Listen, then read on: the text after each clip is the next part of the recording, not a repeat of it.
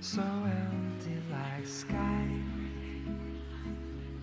without any sun. Lotus blossom, don't cry. You and I were meant to be one. And though we're apart, it won't be for long. I come to you in my song.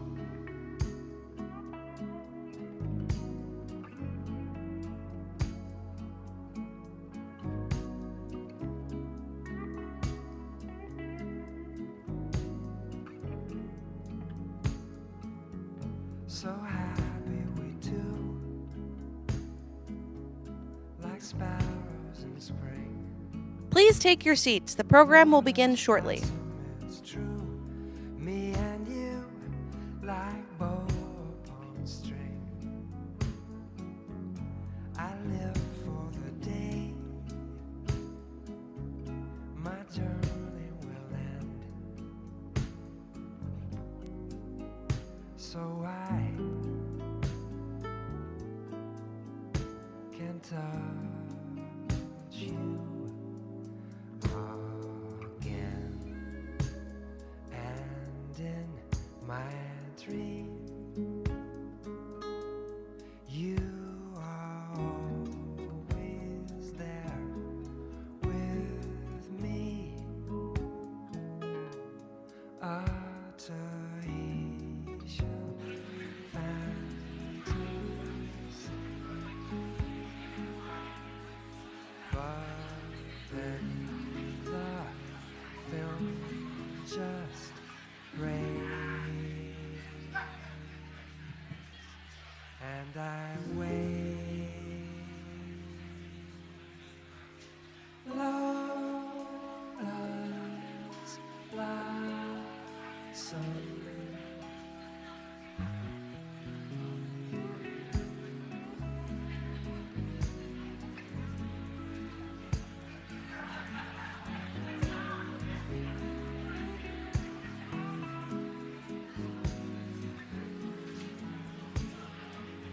so empty like sky without any sun. Lotus blossom, don't cry. You and I were meant to be one. And though we're apart, it won't be for long. I come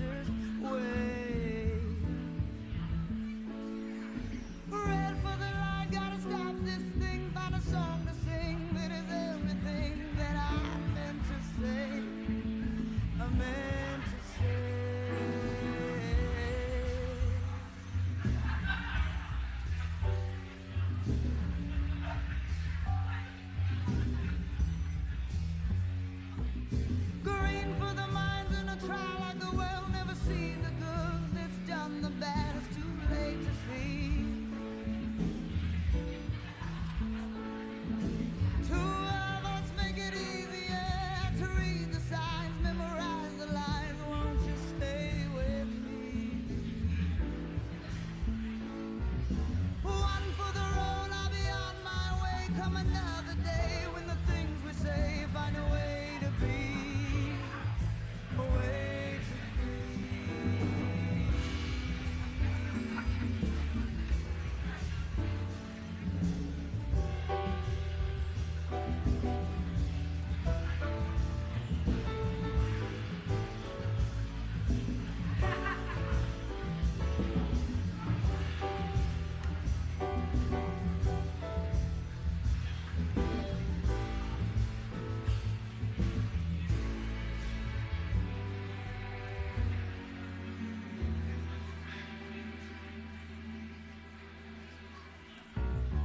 Autumn calls for a change of year, bringing winter near, while spring's the ground and the skies are fine. Winter time is a razor blade that the devil made. It's the price we pay for the summertime. Spring days come and it's hard to know where the rain comes from, where the children go. It's a nursery rhyme, a nursery rhyme.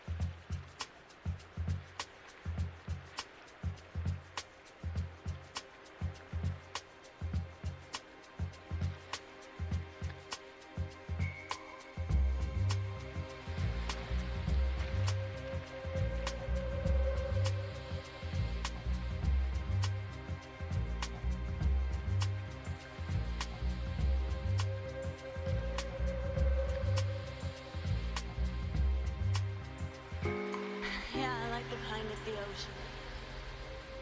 When a giant wave comes pounding down on you, you think it's gonna crush you, but then it breaks you. It comes down and sends you crashing into the sand. That's when you get up and laugh. That's the kind of laugh that makes you know you're alive.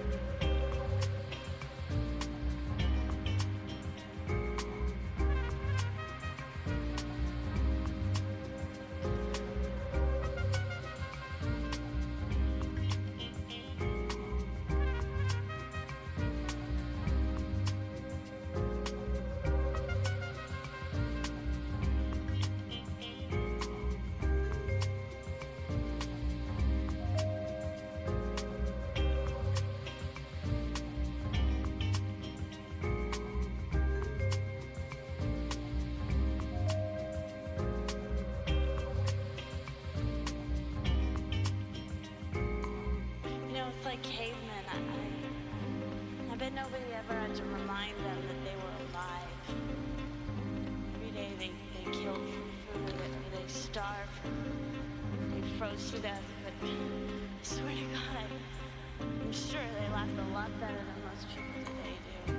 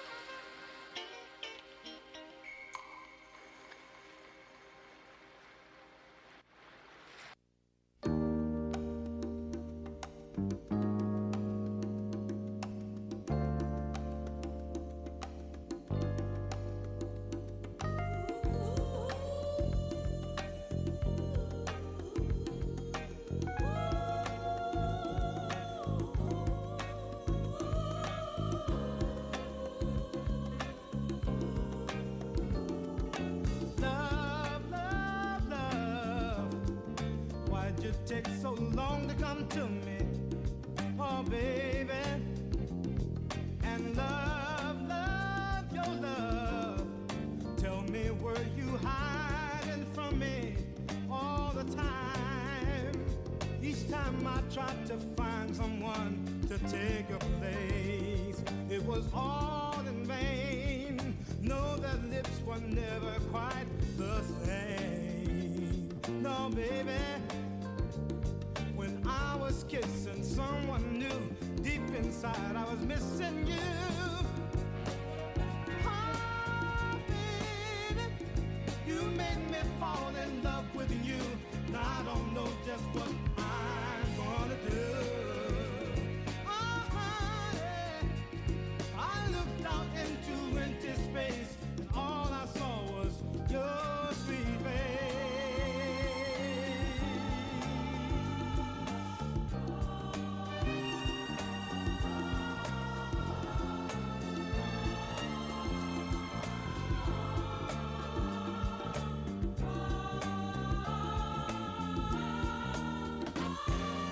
Love, love, love. You can't imagine what you do to me. Oh, baby.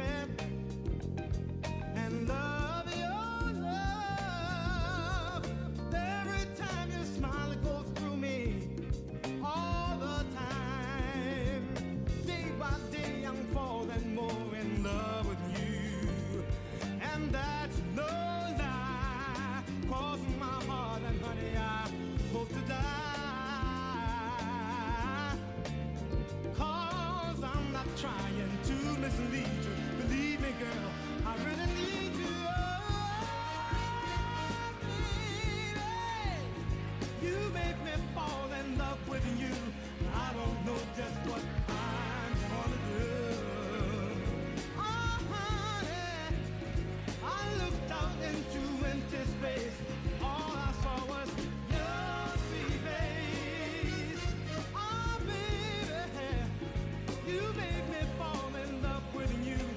I don't know just what I'm gonna do. Oh, honey, I looked out into empty space. All I saw was your sweet face. Love, love, love.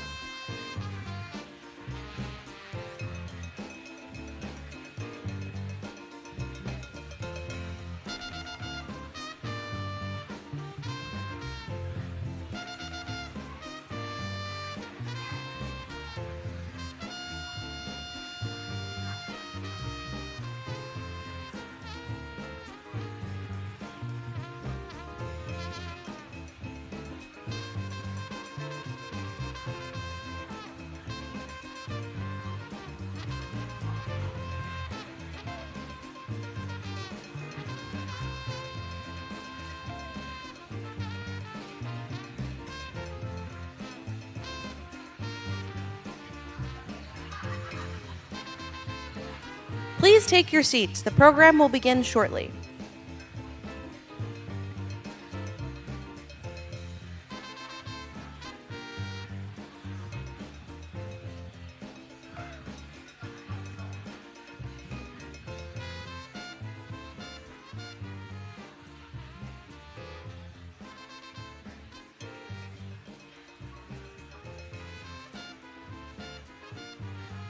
Please welcome Dauphin County Commissioner Justin Douglas.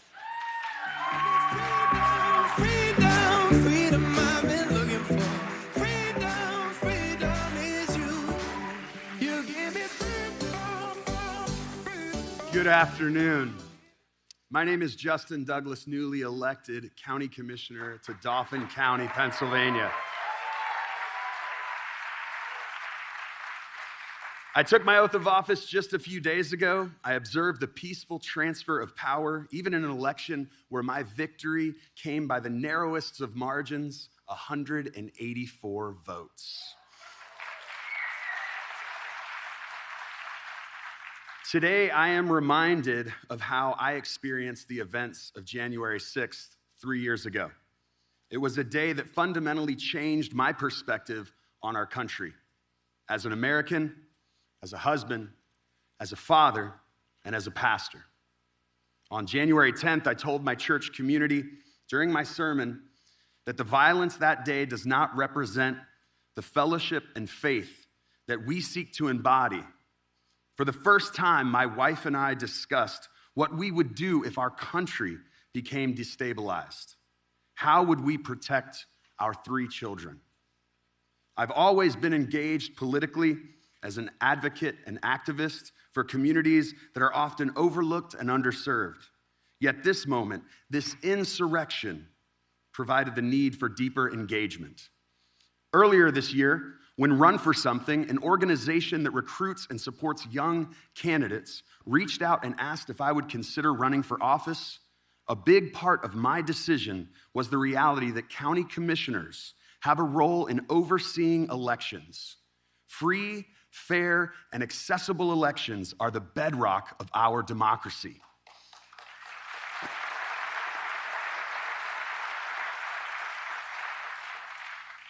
Donald Trump represents a clear and present danger to that democracy.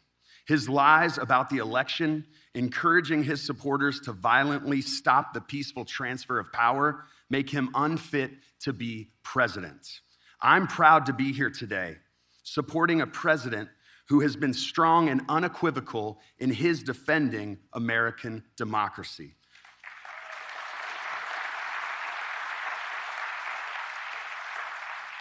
A president whose leadership is exactly what we need in this moment.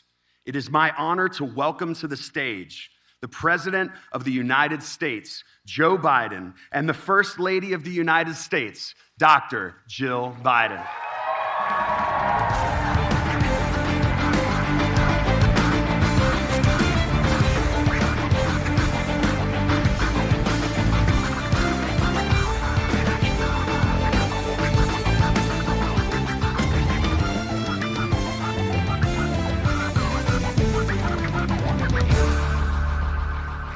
Thank you, thank you.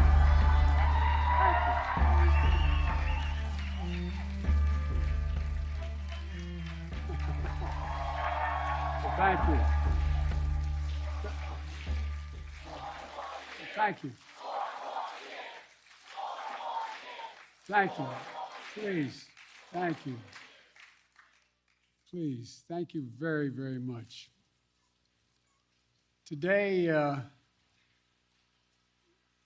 the topic of my speech today is deadly serious, and I think it needs to be made at the outset of this campaign. In the winter of 1777, it was harsh and cold as the Continental Army marched to Valley Forge. General George Washington knew he faced the most daunting of tasks: to fight and win a war against the most powerful empire existed in the world at the time. His mission was clear: liberty, not conquest; freedom, not domination; national independence, not individual glory. America made a vow: never again would we bow down to a king. Months ahead would be incredibly difficult. But General Washington knew something in his bones, something about the spirit of the troops he was leading, something about the soul of the nation he was struggling to be born. in his general order, he predicted, and I quote, "With one heart and one mind, with fortitude and with patience, they would overcome every difficulty," the troops he was leading. And they did. They did. This army that lacked blankets and food, clothes and shoes, this army whose march left bloody bare footprints in the snow, this ragtag army made up of ordinary people, their mission, George Washington declared, was nothing less than a sacred cause. That was the phrase he used, a sacred cause. Freedom, liberty, democracy, American democracy. I just visited the grounds of Valley Forge. I've been there a number of times from the time I was a Boy Scout years ago. You know, it's the very site that I think every American should visit, because it tells the story of the pain and the suffering and the true patriotism it took to make America. Today we gather in a new year, some 246 years later, just one day before January 6th. A date forever shared in our memory because it was on that day that we nearly lost America, lost it all. Today we're here to answer the most important of questions. Is democracy still America's sacred cause? I mean it.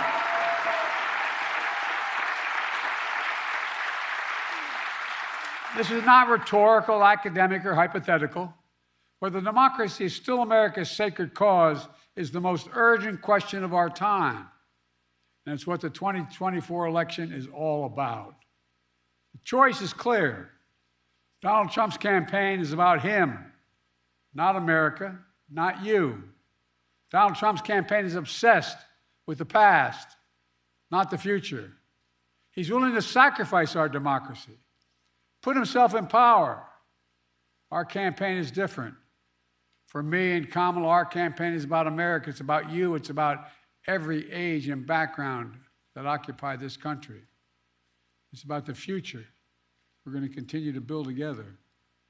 And our campaign is about preserving and strengthening our American democracy.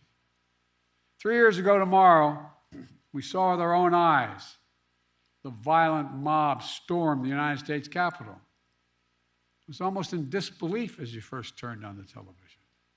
For the first time in our history, insurrectionists had come to stop the peaceful transfer of power in America. First time. Smashing windows, shattering doors, attacking the police. Outside, gallows were erected as the MAGA crowd chanted, "Hang Mike Pence." Inside, they hunted for Speaker Pelosi.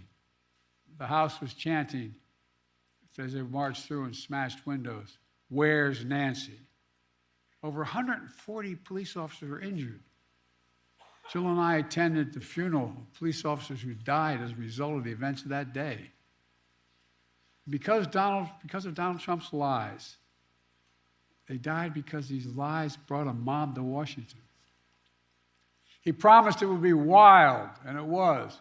He told the crowd to fight like hell, and all hell was unleashed. He promised he would right them.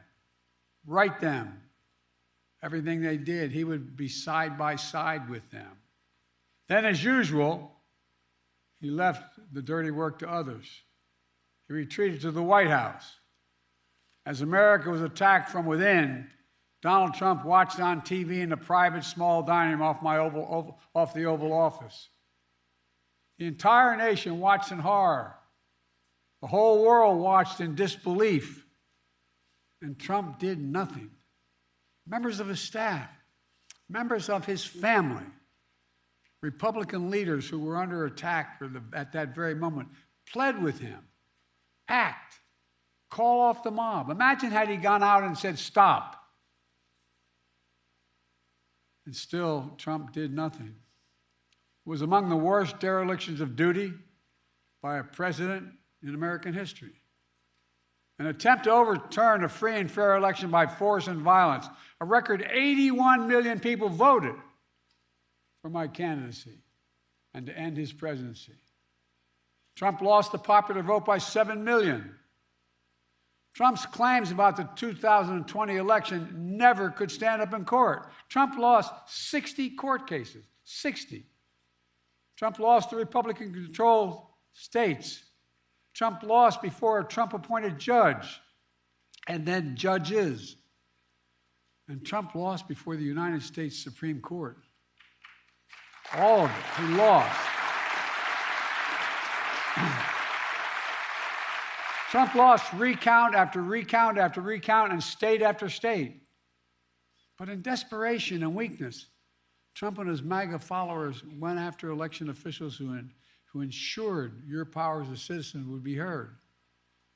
These public servants had their lives forever upended by attacks and death threats for simply doing their jobs. In Atlanta, Georgia, a brave black mother and her daughter, Ruby Freeman and Shay Moss, were doing their jobs as election workers until Donald Trump and his MAGA followers targeted and threatened them, forcing them from their homes and unleashing racist vitriol on them. Trump's personal lawyer, Rudy Giuliani, who was just hit with a $148 million judgment for cruelty and defamation that he inflicted against them. Other state and local elected officials across the country faced similar personal attacks. In addition, Fox News agreed to pay a record $787 million for the lies they told about voter fraud. Let's be clear about the 2020 election. Trump exhausted every legal avenue available to him to overturn the election, every one. But the legal path just took Trump back to the truth, that I'd won the election and he was a loser.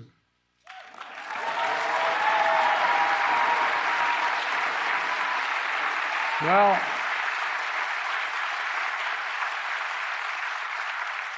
so knowing how his mind works now, he had one act left, one desperate act available to him: the violence of January the 6th.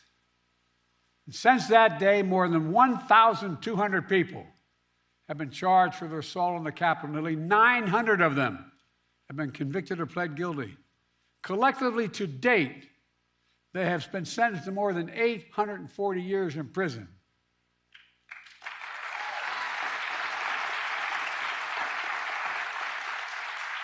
And what's Trump done? Instead of calling them criminals, he's called these insurrectionists patriots. They're patriots. And he promised to pardon them if he returns to office. Trump said that there was a lot of love on January the 6th. The rest of the nation, including law enforcement, saw a lot of hate and violence.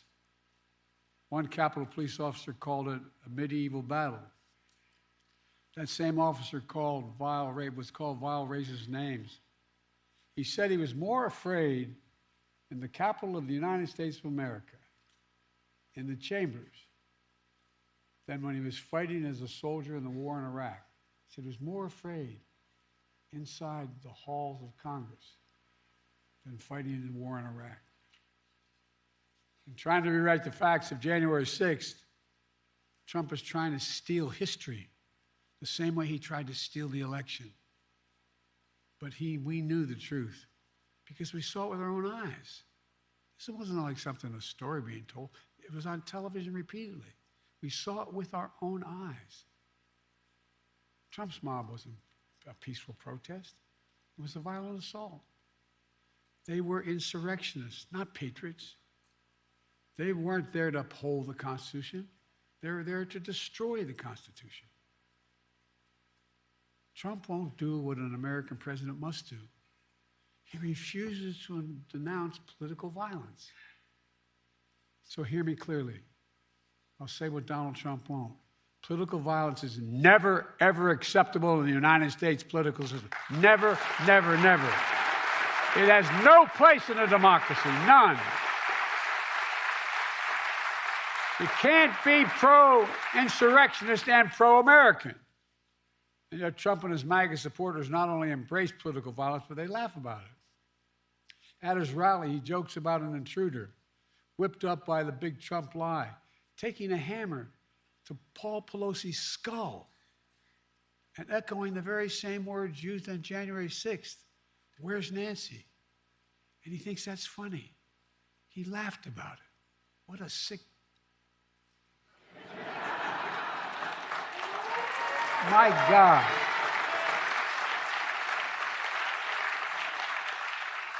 I think it's despicable, seriously. Not just for a president, for any person to say that. But to say it to the whole world listening. When I was overseas, anyway. Trump's assault on democracy isn't just part of his past. It's what he's promising for the future. He's being straightforward. He's not hiding the ball. His first rally for the 2024 campaign opened with a choir of January 6th insurrectionists singing from prison on a cell phone, while images of the January 6th riot played on a big screen behind him at his rally. Can you believe that? This is like something out of a fairy tale, a bad fairy tale. Trump began his 2024 campaign by glorifying the failed violent insurrection on our Capitol. The guy who claims law and order sows lawlessness and disorder. Trump's not concerned about your future, I promise you. Trump is now promising a full-scale campaign of revenge and retribution, his words, for some years to come. They were his words, not mine. He went on to say he'd be a dictator on day one. I mean, if I were writing a book of fiction, I said an American president said that, and not in jest. He called in, I quote, the termination, quote, this is a quote, the termination of all the rules, regulations, and articles, even those found in the U.S. Constitution, should be terminated if it fits his will. It's really kind of hard to believe. Even found in the Constitution, he could terminate? He's threatened the former chairman of the Joint Chiefs of Staff with the death penalty. Says he should be put to death because the chairman put his oath to the Constitution ahead of his personal loyalty to Trump. This is coming from a president who called, when he visited cemeteries, called dead soldiers suckers and losers. Remember that?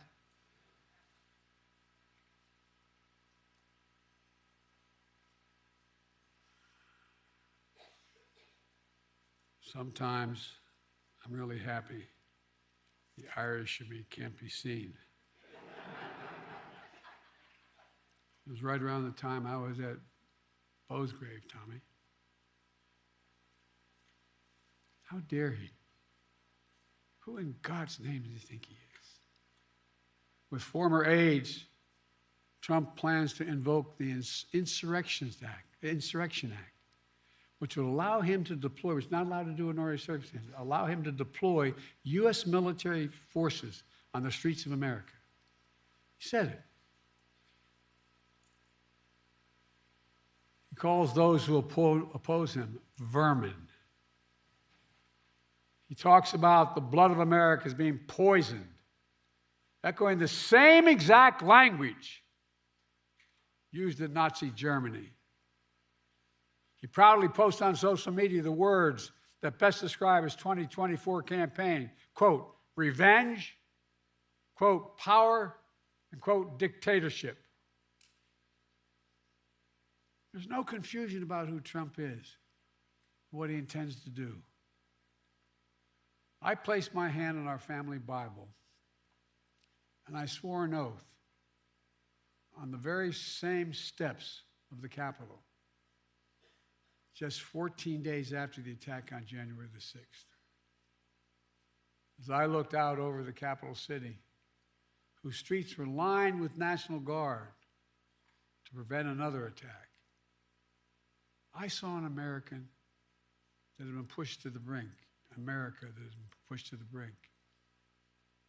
But I felt enormous pride, not in winning, I felt enormous pride in America, because American democracy had been tested. American democracy had held together. And when Trump had seen weakness in our democracy and continued to talk about it, I saw strength, your strength. It's not hyperbole, your strength, your integrity, American strength and integrity. Ordinary citizens, state election officials, the American judicial system had put the Constitution first, and sometimes at their peril, at their peril. Because of them, because of you, the will of the people prevailed. Not the anger of the mob or the appetites of one man. When the attack on January 6th happened, there was no doubt about the truth. At the time, even Republican members of Congress and Fox News commentators publicly and privately condemned the attack. As one Republican senator said, Trump's behavior was embarrassing and humiliating for the country. But now that same senator and those same people have changed their tune. As time has gone on, politics, fear, money, all have intervened. And now these MAGA voices who know the truth about Trump on January 6th have abandoned the truth and abandoned the democracy. They made their choice. Now the rest of us, Democrats, independents, mainstream Republicans, we have to make our choice. I know mine, and I believe I know America's. We'll defend the truth, not give in to the big lie. We'll embrace the Constitution and the Declaration, not abandon it. We'll honor the sacred cause of democracy, not walk away from it. Today, I make this sacred pledge to you: the defense, protection, and preservation of American democracy will remain, as it has been, the central cause of my presidency.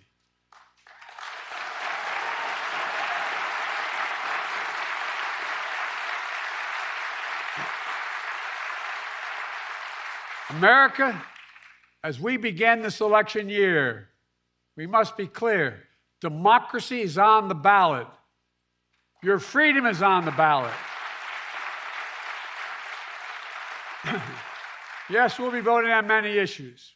On the freedom to vote and have your vote counted. On the freedom of choice. The freedom to have a fair shot. The freedom from fear. And we'll debate and disagree. Without democracy, no progress is possible. Think about it. The alternative to democracy is dictatorship. The rule of one, not the rule of we, the people. That's what the soldiers of Valley Forge understood. And so was me. We have to understand it as well. We've been blessed so long with a strong, stable democracy. It's easy to forget why so many before us risked their lives and strengthened democracy. What our lives would be without it. Democracy means having the freedom to speak your mind, to be who you are, to be who you want to be. Democracy is about being able to bring about peaceful change. Democracy is how we've opened the doors of opportunity wider and wider with each successive generation, notwithstanding our mistakes.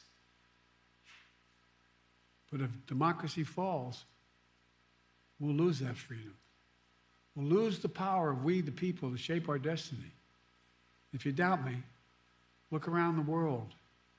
Travel with me as I meet with other heads of state throughout the world.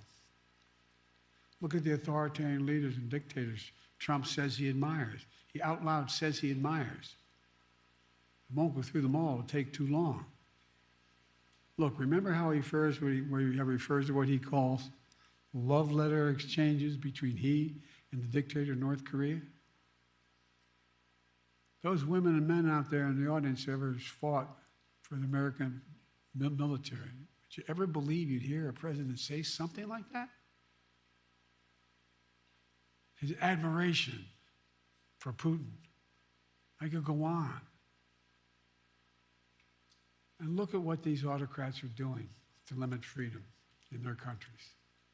They're limiting freedom of speech, freedom of press, freedom to assemble, women's rights, LGBTQ rights. People are going to jail, so much more. It's true, the push and pull of American history is not a fairy tale. Every stride forward in America is met with ferocious backlash many times from those who fear progress and those who exploit that fear for their own personal gain. From those who traffic in lies, told for power and profit. For those who are driven by grievance and grift, consumed by conspiracy and victimhood. From those who seek to bury history and ban books. Do you ever think you'd be in a political event talking about book banning for the presidential election?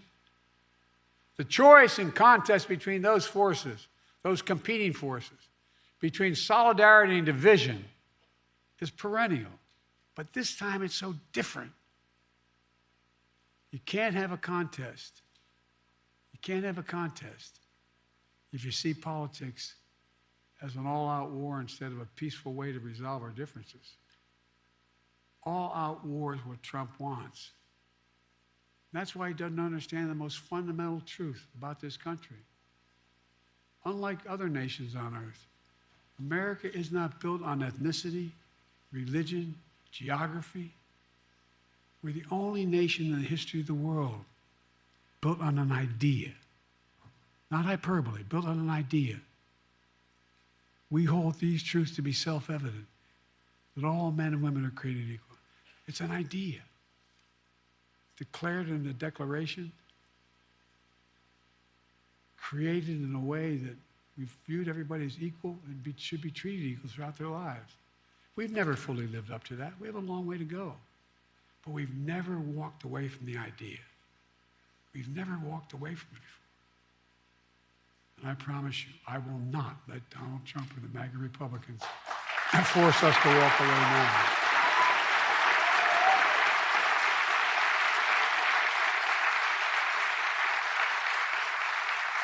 We're living in an era where a determined minority is doing everything in its power to try to destroy our democracy for their own agenda. The American people know it, and they're standing bravely in the breach. Remember after 2020, January 6th insurrection to undo the election in which more Americans had voted than any other in American history? America saw the threat posed to the country, and they voted them out. In 2022, historic midterm election, in state after state, election after election, the election deniers were defeated. Now in 2024, Trump is running as the denier-in-chief, the election denier-in-chief. Once again, he's saying he won't honor the results of the election if he loses. Trump says he doesn't understand. Well, he still doesn't understand the basic truth. That is, you can't love your country only when you win. You can't love your country only when you win.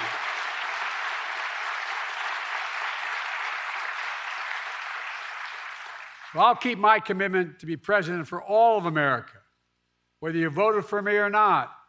I've done it for the last 3 years, and I'll continue to do it.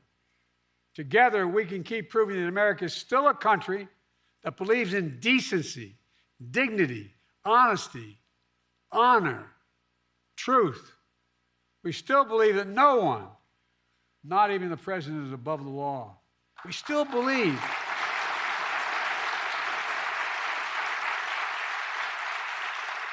the vast majority of us still believe that everyone deserves a fair shot at making it. We're still a nation that gives hate no safe harbor.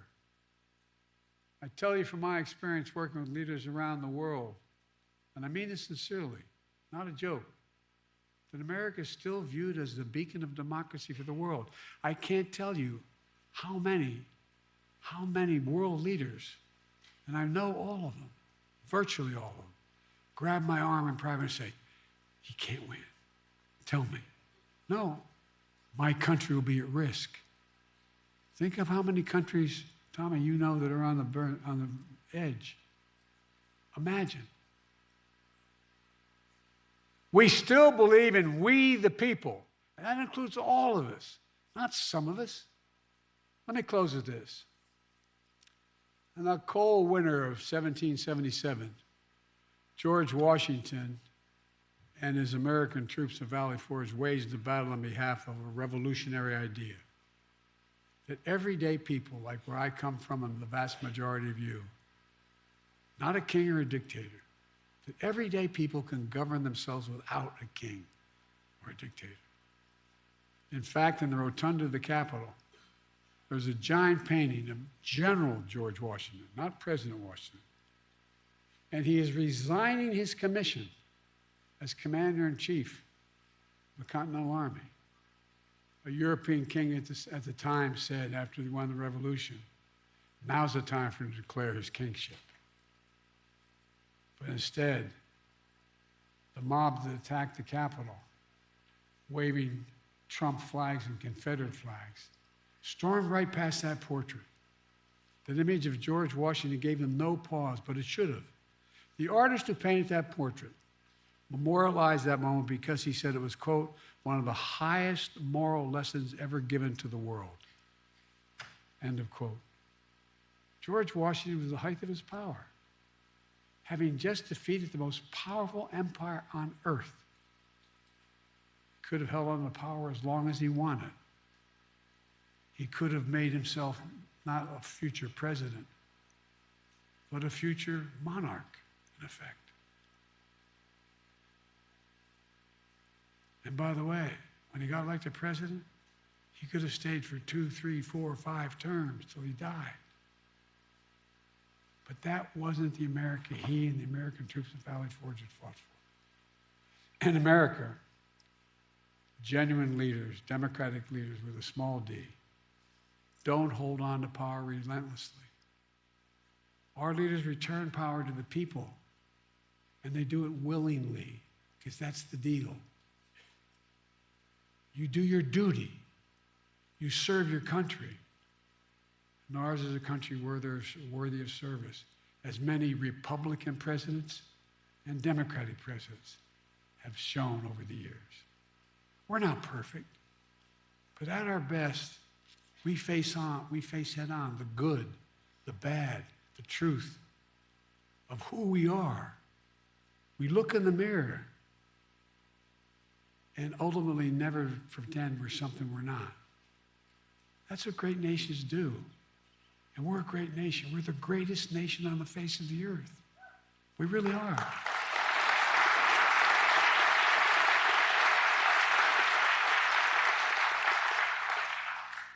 That's the America I see in our future. We get up. We carry on. We never bow. We never bend. We speak of possibilities, not carnage. We're not weighed down by grievances. We don't foster fear. We don't walk around as victims. We take charge of our destiny. We get our job done with help of the people we find in America, who find their place in a changing world and dream and build a future that not only they, but all people deserve a shot at. We don't believe, none of you believe America's failing. We know America's winning. That's American patriotism.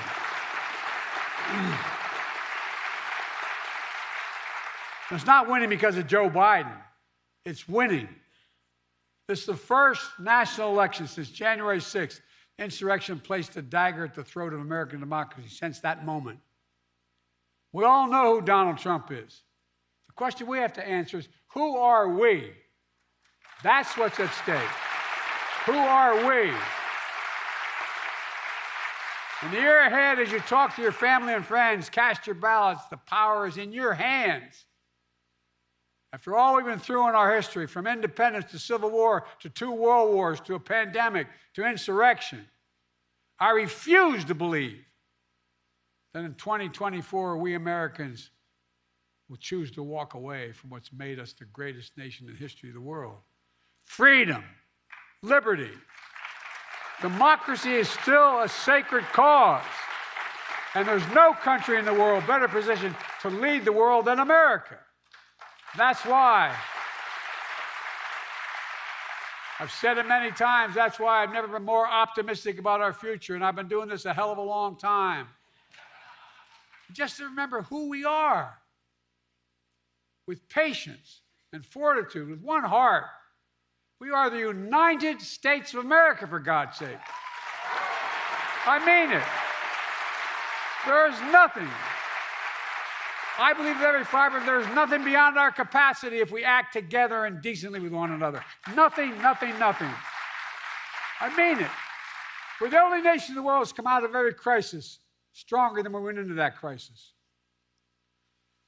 That was true yesterday. It is true today.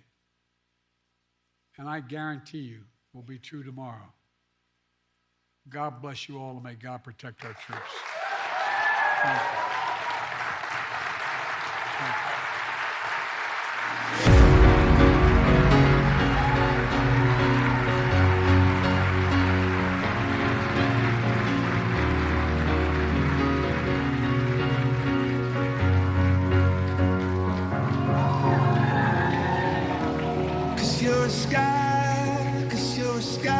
I understand power.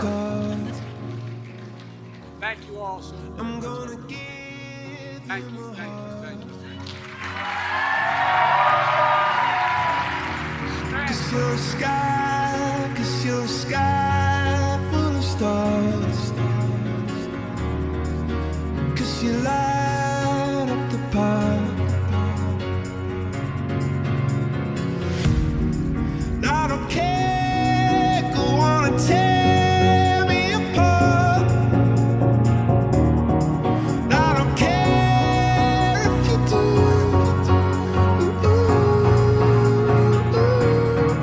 Cause in the sky, full of stars, I think I saw you.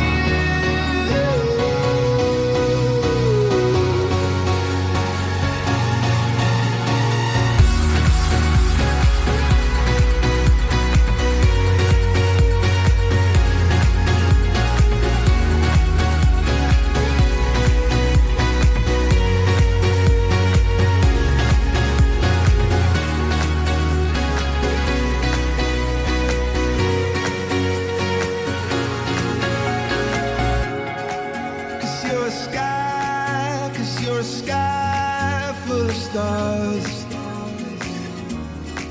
I wanna die in your arms.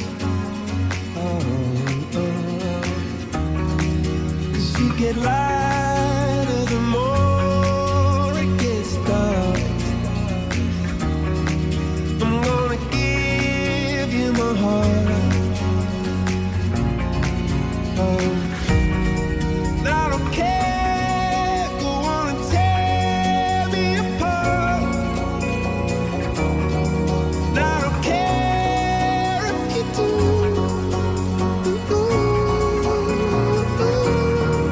Cause in the sky full of stars, I think I see you.